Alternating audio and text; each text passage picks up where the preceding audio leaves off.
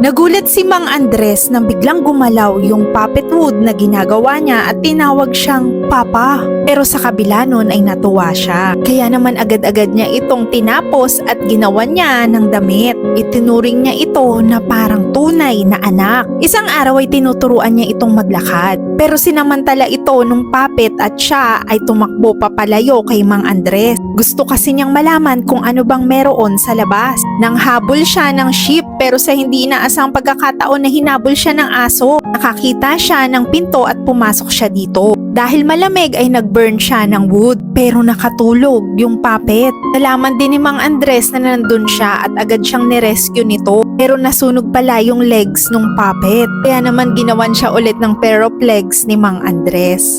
At dahil sa nangyari, nagbigay leksyon ito sa wood puppet. Lagi na siyang nakikinig kay Mang Andres at hindi na siya humihiwalay dito para hindi na siya mapahamak muli.